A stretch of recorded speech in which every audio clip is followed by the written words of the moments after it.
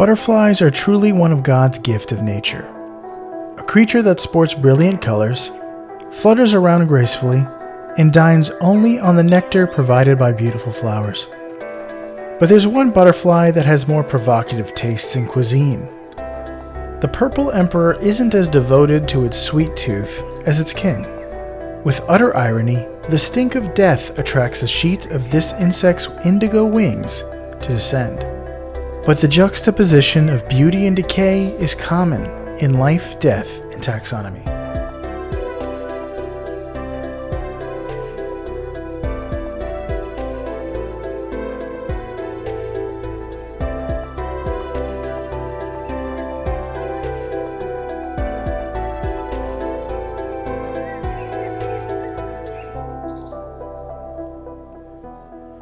Welcome back to Life, Death, and Taxonomy. It's your 30 minutes of interesting animal information. I'm Joe. And I'm Carlos. Thank you to Cassie for the creation of our theme song. To hear more of Cassie's music, please search Cassie Michelle on YouTube or Spotify. And thank you to Johanna for the creation of this week's artwork. To check that out, you can visit us at our home on the web at ldtaxonomy.com. And a very special thank you to our patrons, to Jesse Raspolich, Carol Raspolich, and Richard Kaspar. Thank you so much for your support. It's greatly appreciated. Thanks for helping us keep the lights on. And today we're talking about something with a name that sounds like it could be a fish, a bird, or a flower. But more on that later. Yeah, I did not know what this was. And then I saw the binomial nomenclature, and I still didn't know what this was. But we are talking about the purple emperor. It also sounds like it could be a street drug, like a pill. It's like, oh, you getting the perps? You getting the purple emperor? Purple emperor. Those things take you to the moon. That's what the kids say these days. Yeah, the purple emperor, also known as Rusco. Get it? Violet spar. Good. It's purple. And carry on my wayward spun. Or carrion. My wayward spun. But yeah. You ready to taxonomize this bad boy? Yeah. This should give you an idea of what kind of animal this is. Mm-hmm. The kingdom is Animalia. There you go. What is it? It's an animal. I did it. Very, very informative. The phylum is Arthropoda. Right, so it's definitely not a fish or a bird or a drug. The class is Insecta. Get closer. The order is Lepidoptera. And here we are. At this point, we've lost everyone, including myself. This is butterflies. The family is Nymphalidae. The genus is Apatera, and the species is Iris. Apatera iris. If everything is made to be broken, I just want you to know who I am. I forgot how that song goes. Who I am. That's how it goes. Oh, that's right. Yeah. I was like, what song is that? Don't the world see me. The guy needs to enunciate. But since we're in the business of naming things, it's time for my favorite part of the show. Cue the music. Critter groups. The part of the show where I ask you, Joe, a question, and that question is the same every time. What is the name of a group of this animal, or what is the term of venery, or what is the collective noun? If you saw a group of butterflies after picking your jaw up off the floor, would you call it A, a kaleidoscope of butterflies, B, a tempest of butterflies, C, a column of butterflies, or D, an iridescence of butterflies? Iridescence was a word on the Wikipedia page, so I'm going to eliminate that one. Tempest sounds really... What was the first one? Kaleidoscope. I'm going to say a tempest. Final answer. That is incorrect. The answer was A. Kaleidoscope. That one is the most appropriate. Yeah, it does. It's definitely a very, very good term of venery. There's I say this, I actually see and say this word all the time because it is in the Pout Pout Fish book. The squid says, "Hi, Mr. Fish, you kaleidoscope of mope. How about a smile, a little joy, a little hope?" And the voice I do for the squid is an Irish voice. So I just, whenever I read this, it's kaleidoscope. Why, Mr. Fish, you kaleidoscope of mope. How about a smile, a little joy, a little hope? Dumb Irish squid. I'm going insane, is what I'm trying to say. Fair enough. Fair enough. But yeah, kaleidoscope of butterflies. Enjoy. Are you ready to hear about what this thing looks like? Would you like this described to your ears? Sure. All right, so the purple emperor butterfly is a mid-sized butterfly with dark brown wings modeled with white spots and bands. There is a small orange ring on each of the lower wings. So if you know about butterflies, they actually have 4 wings, 2 uppers and then 2 lowers. They're smaller. And on the back side, when you're looking down at the butterfly, these orange rings are located on the 2 lower wings, and they kind of look like eyes, like a lot of butterflies have that "look at my giant eyes" kind of markings on their wings. Underneath their wings have even bigger eye spots, and the parts that are white are more pronounced. What gives them their name is that males have a purple iridescence. So yeah, it's got that grape drink on the wing, on a wing, and a prayer. As caterpillars, they are green with white bands. These bands mimic the veins on a leaf, so it looks very much like you rolled a leaf up. Not making a drug reference there because we've already made one drug joke. They have 2 horns and are covered with tiny white, chitinous hairs. And but these caterpillars turn brown in the winter because the leaves around them turn brown. So if you want to blend in, you don't want to be green in the winter. No, you want to be experienced. Right, you don't want to be green as grass. You want to be brown as a professional. There's green as grass and professional brown. But yeah, so mid-sized butterfly. It's not the moonlight butterfly. It's not going to shoot magic at you. It's not the size of an Apache helicopter like it is in Dark Souls. But it's also not the smallest butterfly ever. But how big is it? Great question. Welcome to the Beloved Measure Up segment, the official listener's favorite part of the show. The part of the show when we present the animal size and dimensions in relatable terms through a quiz that's fun for the whole family. It's also part of the show that's introduced by you when you send an audio of yourself saying, singing, or chittering the words measure up into ldtaxonomy@gmail.com. We do have a new Measure Up intro this week from Nora. Noise. And more specifically, from Lily. Noise. Double noise. Let's see. Nora, long-time listener and friend of the show. My daughter Lily, who is hard of hearing, but enjoys when I tell her about the animals after I listen to them, she sent in a recording. So we're going to hear that. Also, I don't know how young she is or if she would care, but there is a full transcript of our episodes. Well, not an exact transcript, but our notes, and usually pretty close to what we talk about, unless we go off on meandering. Which we never do. On the website, ldtaxonomy.com. And there's videos on YouTube with probably not too accurate, but decent. Closed captioning. Closed captioning, yeah. I'm sure that's going to get better and better as AI gets better and better. I hope so, because I have to do it for work, and editing closed captioning is a bear. Let's without further ado, the listener's favorite part of the show.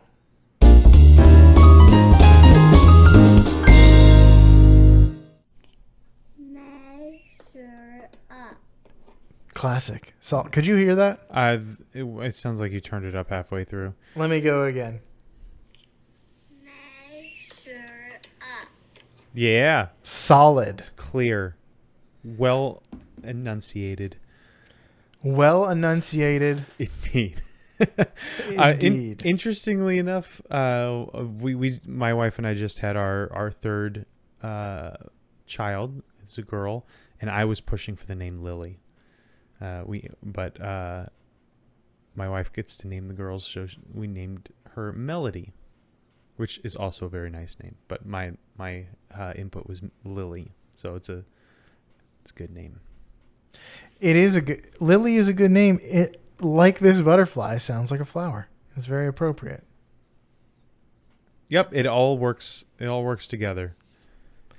Well, thank you, Lily, and thank you, Nora, for being the sound engineer on that wonderful recording. Yes, thank you for putting the team on your shoulders once again. That's right. She actually sent this in a while ago, but I forgot about it last week. We could have done it last week. Shame. But last week we had technical difficulties and there was no video, so this is a better episode to be on anyway. True. Let's get into male wingspan. They are 70 to 80 millimeters, or 2.8 to 3.1 inches. How many male butterfly wingspans go into the effective firing range of the M1 Garand? The 2.1 inches, you said? 3.1 inches. 3.1 inches. Okay, got it. Firing range of the M1 Garand. There we actually have some World War II stuff, and it combines guns and World War II. The two things. Yeah. I'm currently interested Well, here's a hint. The M1 Garand was the premier semi-automatic rifle used by Allied troops in World War II, and around 5.4 million were made for that conflict alone. It was a standard rifle in all branches of U.S. military in an age when the average German infantryman had a slower firing bolt action rifle. Yeah, they the had fact the that Car 97 or something like that. The fact that the common soldier was equipped with more firepower than the common enemy made the Garand an excellent weapon in World War II. According to General George S. Patton, it was the greatest battle implement ever devised. I'm gonna go. I feel like many people would disagree with that. He hadn't known about the bomb yet, maybe. Yeah, the bomb's a big one. Planes are a big one.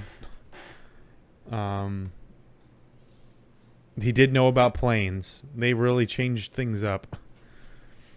Well, like tanks. I'm sure vehicles in general. I'm sure from an old time radio. Man, think about how radio changed warfare. But I think like submarines, radar. There's radio, so many technological. I don't know.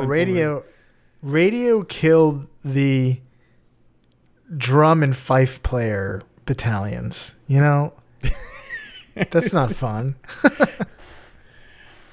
If those that enviable position of the piccolo, the war piccolo, the war fife.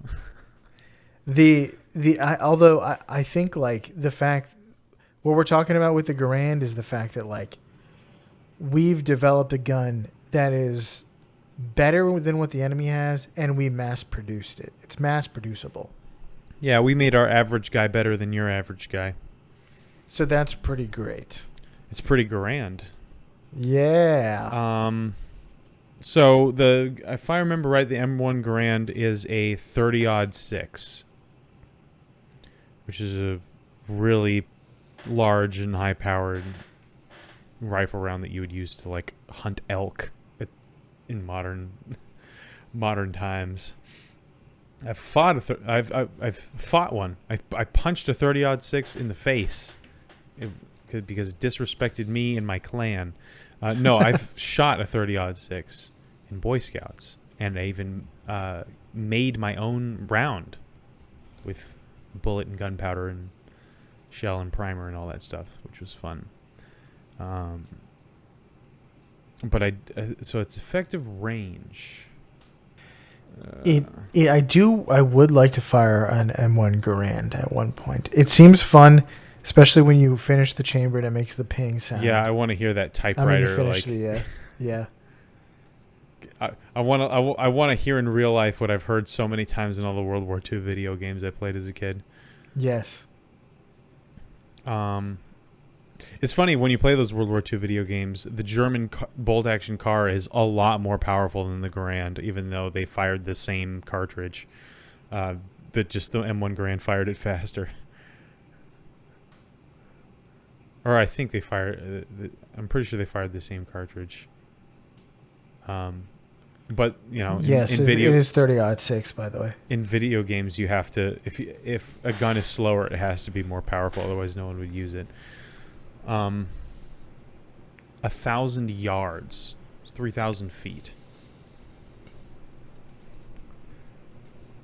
Nah. Yeah, 1,000 is a lot. You said effective range? Yes. That may be too much. I'm gonna say 700 yards, which puts us at 2,100 feet. Now, effective firing range, does that refer to like...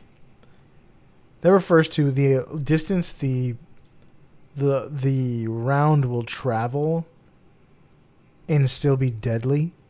No, I think it's the distance that you can have reliable accuracy at. Oh, okay.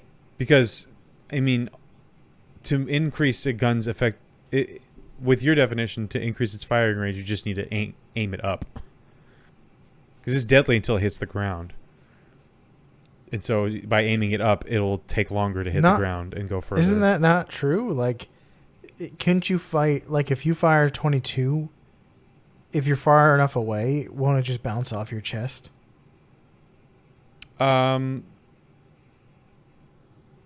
It loses velocity. Yeah, it loses velocity. It starts to tumble and stuff like that, but not a 30-06 round. I guess, like, eventually, depending on if the round is small enough, it can be not dangerous at a certain distance. But to increase its range, you just need to make it stay in the air for longer. I would say 8,000 butterflies is the effective range of the Garand. Final answer? Yeah. Final answer? Answer, yeah. Correct answer was 5,712. So it's like, what is it, like 400 yards? 500 yards, 500 457 meters. 500 Even yards. that, I was thinking, like, that's kind of a long time. Like, think about, like, firing a gun the length of even one football field. Yeah, but then you put a scope on it, and then suddenly it becomes not as big of an issue. True. I just know that at the gun range that I go to, the furthest distance is 200 yards, and the guys who have, like, actual hunting rifles, there's not a problem at all for them. Especially, Gotcha. and if you have optics on it. But, like, if you just have iron sights on an AR-15 or something like that, it's tough to hit stuff at 200 yards. Interesting. 500 yards, though, is pretty good. Pretty good for a standard issue rifle, huh? In World War II. You can hit a lot of krauts with that from very far away. Can I say krauts? Is that not PC? I don't think you'd want to call someone a kraut today, but, like, Can I call that's them just Jerry? a term from World War II, I think. Kraut. Can you say kraut? Sauerkraut. Is that It's just fine. Rommel? He's just a sauerkraut. Can you say kraut? Google. Can you ask the Kraut is a German word for cabbage. So we were just like, oh, the U.S. like Allied soldiers were just like, they eat sauerkraut, they eat cabbage. We're gonna call them cabbage. Yeah, they called the French frogs. Because they eat frogs. Because they eat frogs, I guess. And I guess they called the British toast. Yeah, and they should beans on Toasties. toast. We're gonna go join the beans on toast and the maple syrups, And we could have been called the hot dogs or we the could have been burgers. called the hamburgers.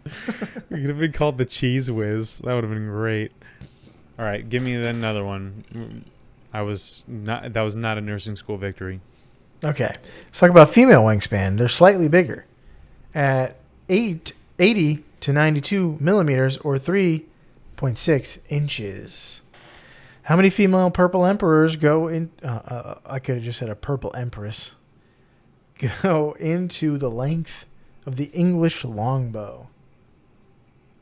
Oh, now we're going the Wayback Machine. Yeah. Here's a hint. The English longbow was predominantly used in the 100 Years' War. In the 14th and 15th centuries. Its long range up to 1,000 yards. So it's better than the M1 Garand. Its long range gave the English an advantage in ranged combat. And its draw weight was around 150 to 180 pounds. Can you imagine successfully hitting something at 1,000 yards? Did you say 1,000 yards? Yes. But At that's like you just shoot in the air at a 3,000 feet crowd. away? Yeah. You're just And- on some ramparts shooting into the distance at a bunch of enemy soldiers. Yeah, I mean, just shooting directly, or not directly, but like a 92-degree angle, like just barely off of straight up, and eventually imagine- it will come down when with just its terminal velocity kill somebody. And imagine you are a French soldier on the wall and you shoot into the enemy camp and you kill the King of England and then they flay you for it. Is that what happened? And that's what happened to King Richard the Lionheart first. Man, But that wasn't a longbow. That was probably a crossbow or something. I wonder what the French ate back then. I wonder what they called them. Okay. Mutton. Yeah, meat and mutton. I'm going to say 5 feet is the length of this bow. So 16. 16 butterflies. Final answer? Yes. The correct answer is 20. So this is like a 6-foot bow? Yep. The bow had Ah. an average length of around 6 feet or 1.8 meters. That is a nursing school victory exactly. Congratulations. You can be a nurse. I was distracted because I was looking up when the crossbow was invented, because it was like Richard was like in 1100 AD. So it's like, would the crossbow have been invented? And absolutely it was. Apparently it was invented as early as 2000 BC. I mean, it's just like a bow that has something that's allows it to stay drawn. So Yeah. it doesn't seem like it would be. And it seems like guess where something it was someone would think invented? of trying to do very early on after the bow was invented. 7th to 5th century BC. Saul And it was killed appeared by a in- random arrow. Saul? Yeah. Oh, that's right. Or he was... Yeah, he was killed by a random arrow. I wonder if Richard the Lionheart is apocryphal. No, he was killed by himself. Sorry, Saul jumped on his own sword, but Yeah, he was yeah. injured by an arrow. I don't think Saul is the character you would want to model your That's ideal true. king off of. That's true. Yeah, so like we're not gonna take a page out of Saul's book. Plus, he killed himself. Yeah, that's pretty not Lionheartish. Yeah. Okay. Let's get into. Oh, do you have any fast facts before we get into the major fact? I sure do. So, the Purple Emperor lives in woodlands with plants with broad leaves and lives all across Europe and all the way east to China. So, it lives in the all above the equator in the eastern hemisphere. Females spend most of their lives in the tree canopy. They like oak for the most part, woodlands with oaks in them, and densely populated with oak trees. They only come down from the tree canopy to lay eggs, and males spend much of their time up in the tree canopies as well, but that is to defend their territory from other male rivals. But they will come down from the canopies to drink from puddles or feed, because they fight so much. Is why I call them violet spar. They lay their eggs on sallow leaves in the summer. These eggs hatch into caterpillars with the horns soon afterwards. And they spend most of their time on the midrib of the leaf, which is just the center line. They eat at night. And then when winter comes, they actually hibernate. So they go into like a torpor state. And they change their color to brown, like I said, so that they still blend in. If you look at a picture of the caterpillar, like, it is very, very leaf-like. Its camouflage is pretty spot on. So it helps to turn brown when the leaf you're on turns brown. Then spring comes, and then the summer hits, and they build a cocoon. They spin a cocoon like pretty much most caterpillars do. And that cocoon looks just like a leaf that's kind of hanging off the edge. So again, with the ruse, with the Rusco, Emperor Rusco. And then they emerge. They don the emperor's new clothes, and they are a beautiful butterfly. And I will leave it at that because I don't want to talk too much about what they eat. Well, let's get into the major fact that I'm calling purple putrid eater. Two-eyed, two-horned, because it's and as a caterpillar, it has two horns. True. Flying purple putrid eater. That works. The purple emperor butterfly differs from other butterflies in that it does not obtain its nourishment from flowers and nectar. You know, the typical butterfly fashion of being just these graceful, beautiful things sipping on sugar juice from a nice flower. No.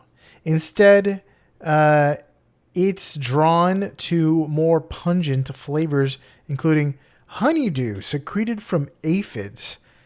I looked up what honeydew... We've talked about this before, but I looked up, like, what is that stuff? What's it for? And apparently it's like when the aphid, like, puts its mouth parts and breaks into, like, a vein of sap in a leaf or a tree or so, in bark or something. I like all of these words. Go on. The liquid shoots up into its proboscis, and the pressure makes it, like, just ooze out of like an orifice on the other side. So it's like a depressurizing valve. That I don't want to go too top shelf with this, but I have to say that's probably the best sentence you've ever said.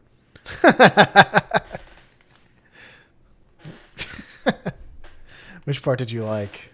Something I liked veins. I liked orifice. That was a particularly good part of the sentence.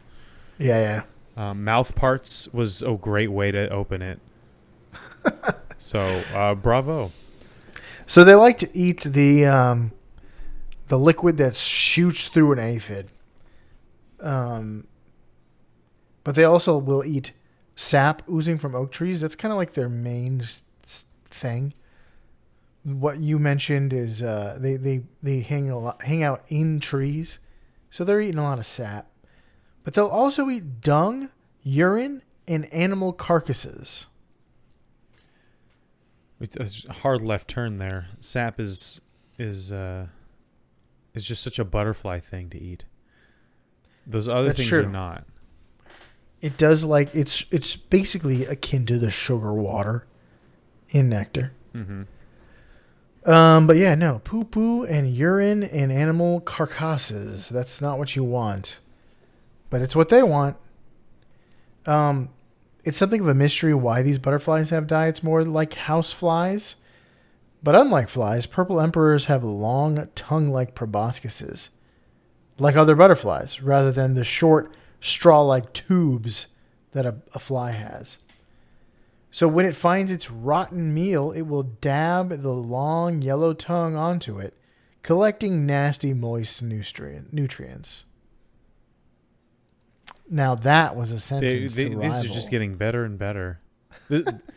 I like the sequel. Yeah, we'll see if this is a good trilogy. Yeah. Butterfly watchers and photographers in the UK are avid hunters of a glimpse of the purple feces eaters. Are they aphid hunters? No, not quite. They call the males His Majesty out of reverence. Oh my! Because goodness. he is they are British and they are drawn to just giving pronouns? homage to monarchs, and it is an emperor. So the purple emperors are naturally elusive and spend most of their time high up in the canopies, like you said, getting drunk on sap and fighting fighting with other males, as emperors are wont to do. Yeah. However, they will descend if they detect a pungent prize to eat. So photographers will bait the ground with all kinds of succulent meals, including shrimp paste, dirty diapers, dead fish, stinky cheese, old banana peels, and dog poop.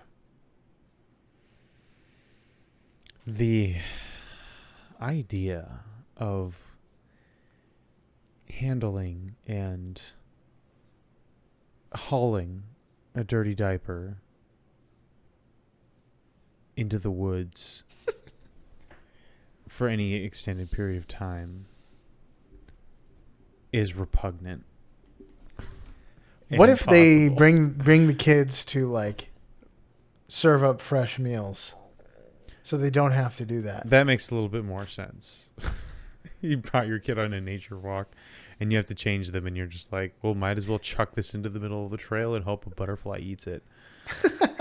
Well, just imagine being like somebody who loves catching a glimpse of these butterflies. Maybe you're a nature photographer. At least when you're changing your 1 millionth diaper, you're thinking like, this will serve some good.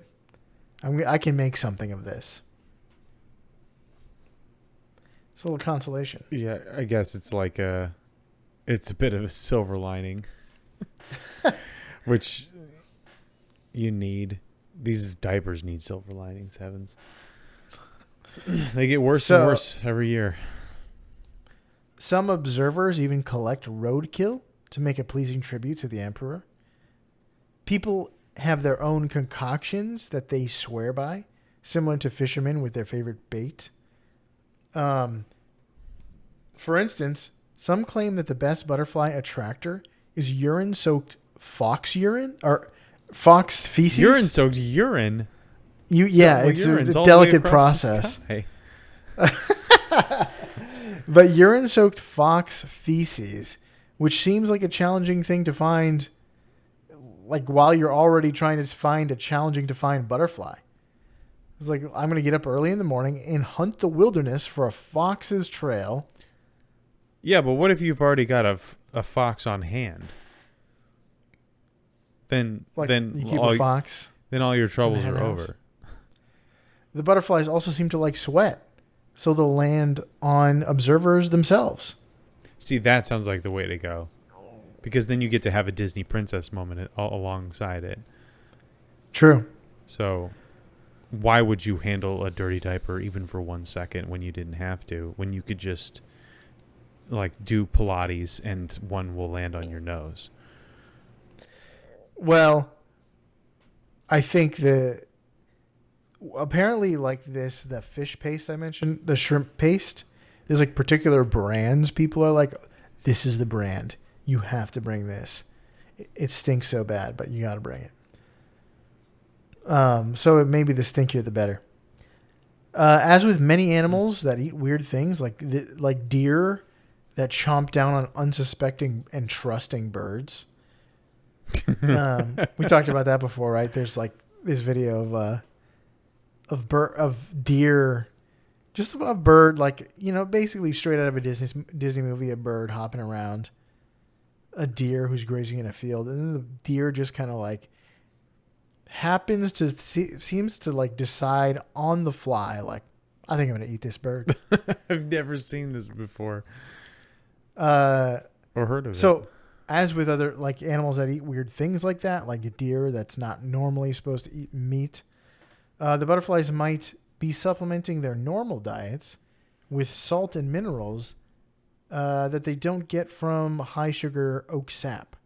So the deer that is probably supplementing for low calcium when they eat a bird and devour its bones. The butterflies are supplementing. Yeah. I bet you if you made a movie about it, it would have to be the Chinese water deer with its vampire fangs. With fangs. Yeah.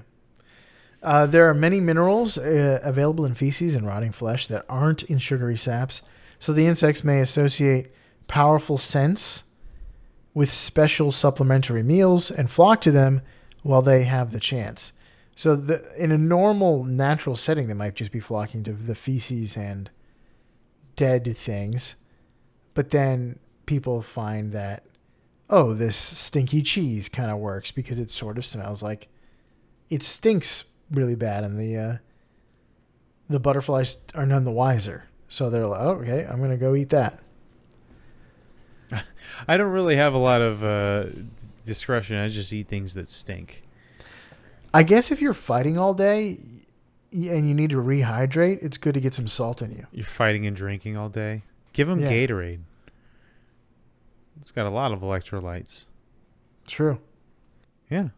My preferred method, I guess, will still be sweat, because that's easy to come by and does not involve handling a dirty diaper for one fraction of a nanosecond longer than I have to. Yeah, but you're going to feel like a real idiot when you aren't capturing any photos of butterflies and everyone else on the trail is hurling their kids' feces at them and getting all the pictures they want.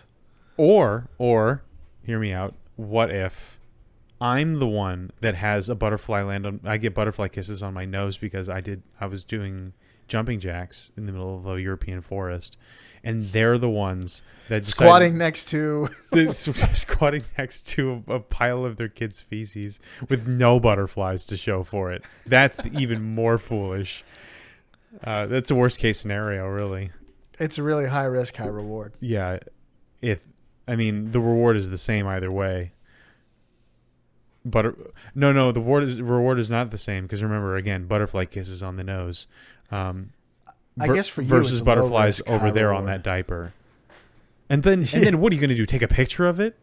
That's the one thing I don't understand. It's like that doesn't you're go getting literally a crappy picture. That doesn't go in Nat Geo. I put it on some cheese. At least cheese looks okay for the most part.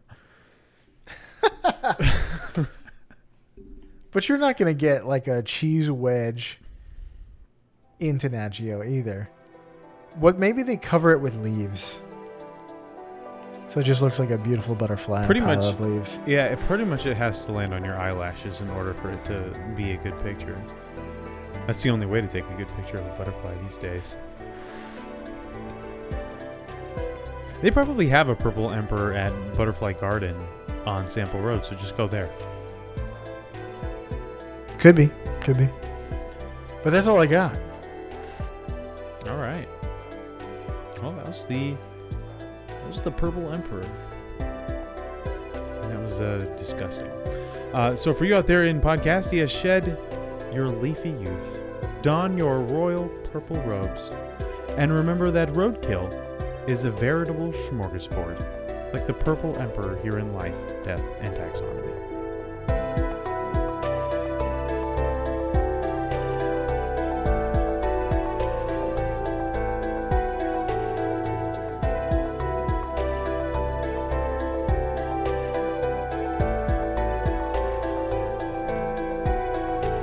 Hey Taxonomy Titans, I just want to remind you that we now have a Patreon. Patrons can see full video episodes and get shoutouts on the show. But ultimately, it's a way for you to help us cover some costs and get even better. Still, reviews are the best way to help us grow. So if you haven't left one yet, we'd really love to hear from you. As always, thanks for listening and engaging.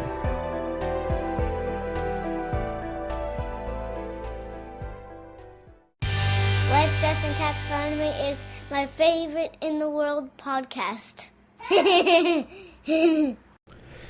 Imagine scraping up some poor woodland creature from the road on your way up to visit some butterflies.